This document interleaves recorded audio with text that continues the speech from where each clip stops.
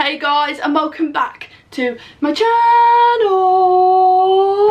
So for today's video, we are going to be talking about tips for studying when you have ADHD. So not a lot of you guys know, but I didn't get a lot of GCSEs when I went to school. So I left school with pretty much, I think it was 3 GCSEs, which was PE, photography and English. I failed everything else. So I had a lot of trouble trying to get into the college courses that I want. I had to start at the really rubbish college courses.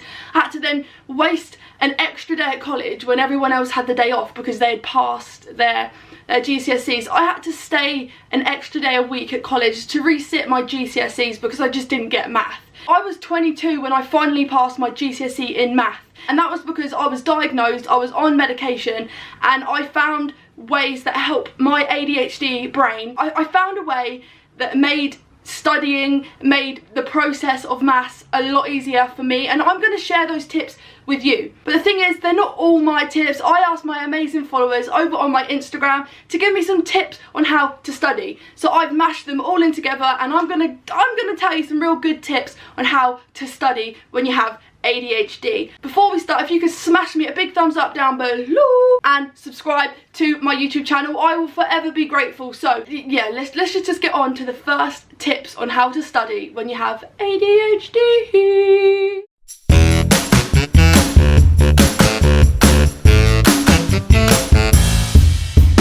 So the first tip is read. So for tip number 1, it has to be write by hand recaps and like points, bullet points of what you've just read. Information that you think, oh, that's important, let me just jot that down. So for me, when I am revising or I have to, like, I don't know, read something, reading it just isn't enough. My brain doesn't seem to absorb the information when I have to read it. Like it just doesn't stick in my brain. I think that's because I have such a hard time reading, as in I can't like focus on reading. I have to reread the same sentence over and over again, and then I'm getting frustrated, and it's just like I can't even remember what I read last because it just doesn't make sense to me. So what I learnt was I went out and brought loads of like notebooks, plain notebooks, and I just writ like bullet points, notes on little like, oh, this for this subject I needed to do this, for this subject like little notes, just a recap for every subject and every kind of revision you have to do, every subject you have to revise. Get a separate notebook and write down, kind of recap the whole thing you've just read. So whatever you've read, you can either rewrite the whole thing or pick out the important parts and just put them in bullet points, put them in, I don't know, doodles, anything, whatever your brain finds easiest, just rewrite it down because it makes it so much easier. Well, for me, reading just isn't enough, but writing it made it a little bit more kind of in my brain. So yeah, that could help you. So I'm a huge fan of this tip. It wasn't from me, it was from one of my followers, but this tip is break down the syllabus. So for example, if you're learning English, don't keep flipping from English to maths. What you should do is just stick to one syllabus, one subject at a time, because otherwise you're not giving your brain enough time to like almost absorb it, because you're giving it more and it just makes it confusing. So if you can, split the syllabus up into small chunks so that you can say, on Monday I'm gonna do half of my English essay, and then on Tuesday I'm gonna have a break, I'm going to do my maths, then you do maths revision, a small chunk of that, and then, you know, just break the syllabus down into small sections so that you don't become overwhelmed. So another helpful tip is see if what you're reading comes in audio form. I personally, this doesn't work for me, but this is why I'm giving you guys my followers tips as well, because what works for me may not work for you, and what works for you probably doesn't work for me. So I'm giving you guys a diverse kind of range of tips so that hopefully some of these will help you. So someone said, you know, see whatever you're reading, see if you can get it in audio form, or record yourself kind of reading what you're trying to revise so that it kind of sticks in your head and you can listen to it anywhere. So if you're going to walk to the shop, have it in your headphones. So by putting it in your headphones, you're not necessarily kind of feeling pressure to remember it. It just almost is playing and you are subconsciously kind of revising, and it could make it a lot easier and a lot less kind of pressurizing for you. So see if you can get anything in audio form. So this tip came from one of my followers, and it is time block. So this one is split your study up in like 30 minutes. So do 30 minutes of revising, then have a 30-minute break, 30 minutes revising, 30-minute break. It kind of gives you like a reset and like a recharge in that 30 minutes. Try not to go on any phones, just, you know, stay hydrated, have a drink, sit down, maybe have a little nap or something, or just relax and listen to soothing music. Try not to get distracted, because then that could kind of make you not motivate. You could kind of unmotivate yourself to get back into, you know, the 30 minutes of revising. So if you can, in the 30 minutes that you're having a break, try maybe going for a walk in the fresh air, or go, I don't know, sit outside in the garden, or just, you know, just try and take time out, but not go on social media. Don't go on your phone, don't go play the Xbox or the PlayStation. Try to just have kind of a chill 10-20 minutes so that you can kind of just reset, recharge, and feel refreshed and motivated to get on with the rest of your studying. So this tip is from me, and it is, when you're reading and you're rewriting your notes, highlight the most important things, highlight things in different colours, try to just make things vibrant and creative, because our minds seem to really kind of respond well to creativity, and where we are quite a creative bunch, us ADHDers, this could be a really like positive approach to getting your brain to remember things by adding a little bit of spice, a little bit of colour, and it could really kind of make your brain remember things a lot more. It's actually scientifically proven as well, and I use this in my kind of studying for math, and it really helped me. It made sense in my head. I just highlighted everything in different colours, colour coded it, because to me it was like yellow meant that's something that I'm finding super hard, and I'll go back to that later. Green meant that's really good, I can really do that. Red meant, yeah, I'm positively confident on this subject. So colour coding and using highlighters, doodling, anything like that could be really kind of positive way to approach revision. So yeah. So the next one is have a separate place to study. So don't do it in your bedroom where there's loads of distractions. If you can, go to a quiet place, somewhere where there isn't as many distractions and that isn't going to be busy and noisy. If you haven't got the resources to do that, obviously that's totally fine, but you can make a little kind of section in your room where it's separate to your bedroom, so that you don't have as many distractions. It's away from a TV, away from your phone, away from any charging points, so you don't think, oh, I just charge my iPad there whilst I'm doing that, and keep looking at it. If you can make yourself a separate place to like revise and study, it could really help you become less distracted and less likely to be like, oh, let me just check my phone, and half hour later you're like, oh god, I spent half hour on TikTok. So like I just said, us ADHDers are a creative bunch, so making, you know, things very visual and making things colourful and almost kind of eye-catching, it can really like positively engage you in that subject. So when you take a creative kind of approach to your studying, it can really kind of encourage you and engage you in ways that you think, like, how is that possible? But it does work, because like I say, I passed my math at the time it was a B, and I was struggling to even get a C, so I was so proud of myself. But all these tips worked for me, so if they work for you, let me know down below, because yeah, it is so important that us ADHDs find ways that to encourage our brain and that empower us as people to study, to take on new challenges, because new challenges inspire us and make us a better version of ourselves. Because when you challenge yourself, it really does empower you and make you feel really good. So another tip is repetition. So like I said, rewrite your notes, reread things, record what you've just read, voice memo so that you can listen to it again and again and again and again. Repetition is key. You can't just study a thing one time and like, yeah, I've got it forever. If you do, then you are bloody lucky. But us ADHDers, we take time to process, so you have to do things over and over and over again. Yes, it's boring. Yes, it takes more time, but our brain responds to repetition, creativity, colourfulness. It's engaging. So if these are the ways that encourage you to study and you respond well to these things, do it. Don't ever be ashamed, because it's just the way our brain works. So this is key for me as well, and it was start early. Don't say, oh, at 2 o'clock I'm gonna get on with studying, because it just doesn't happen. By 2 o'clock in the afternoon, you're really kind of like, you've eaten maybe some junk food, you've maybe had a coffee or fizzy drinks, and your energy level is kind of like, and you know your dopamine might be a bit lower and you're kind of feeling really unmotivated, and by the time it's 2 o'clock you're kind of like, I can't be bothered, I'll do it tomorrow. And it's a really vicious circle, because then you kind of feel sleepy and you just think, oh, I didn't do it yesterday, I'll wait a few days and do it again, I'll start again. It doesn't work like that. You have to get yourself in a positive routine. So if that means go for a long walk in the morning to get yourself kind of refreshed and pumped, do it. Get a positive routine in place. It does help you with your approach to studying, so definitely do that.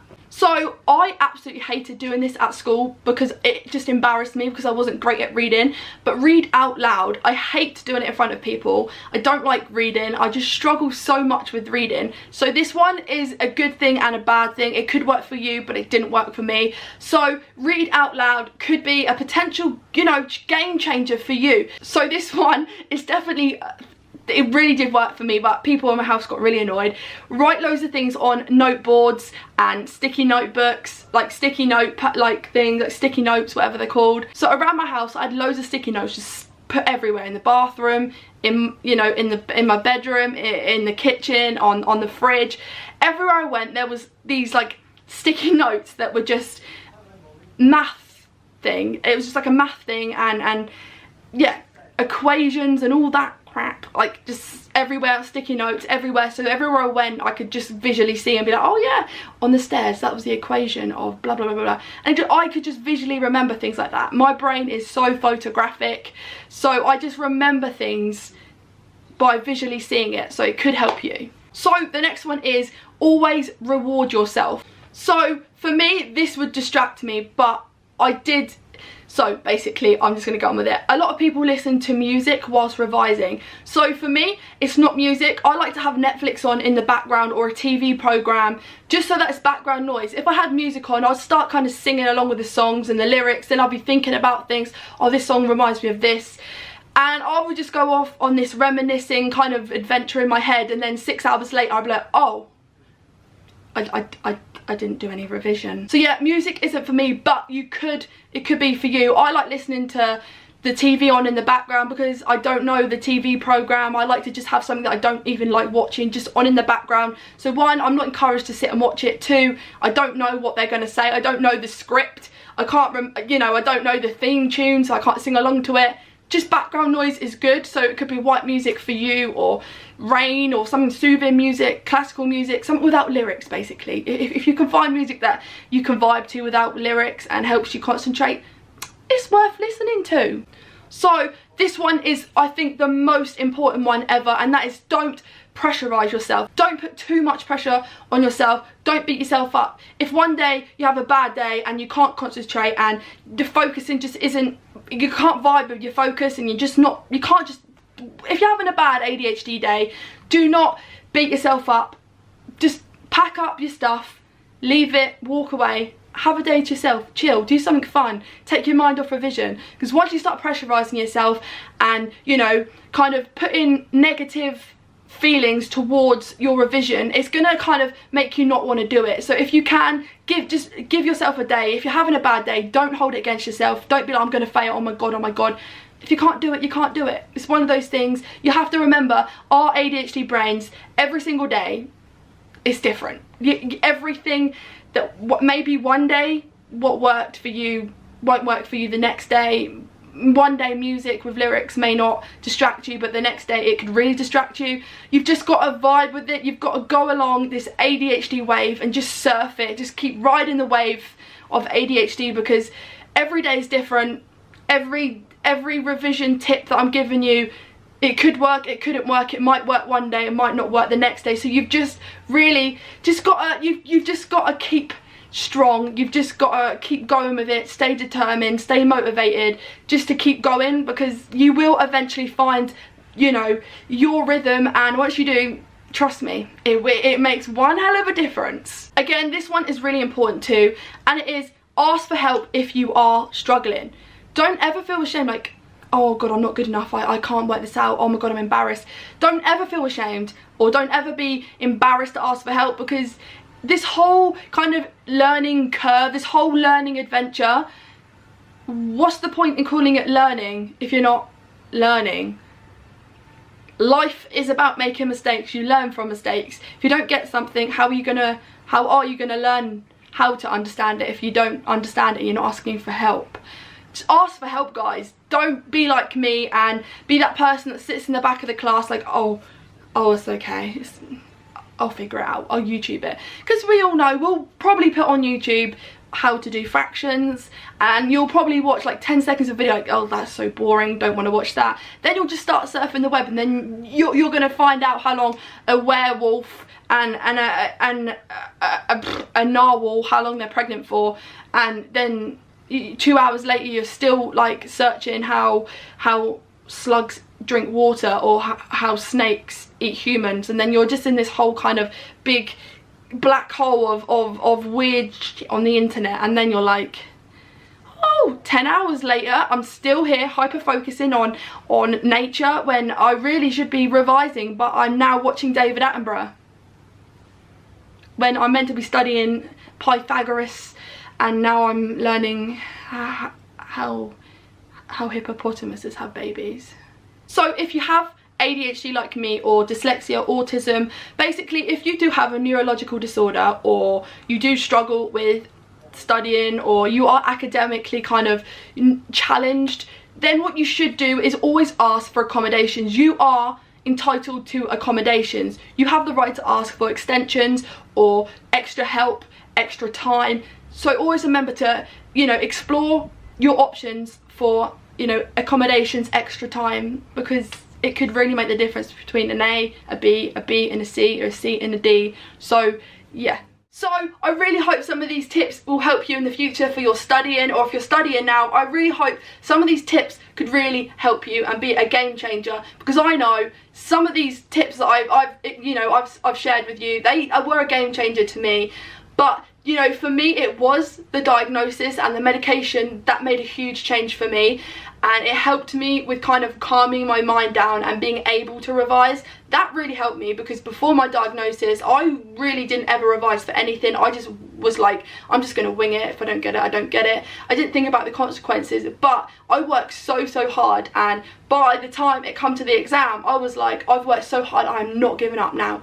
And I pushed and pushed and pushed. I was so determined to get that GCSE because I was 21, and I was just like, I need to get this. 22. I was 22, not 21.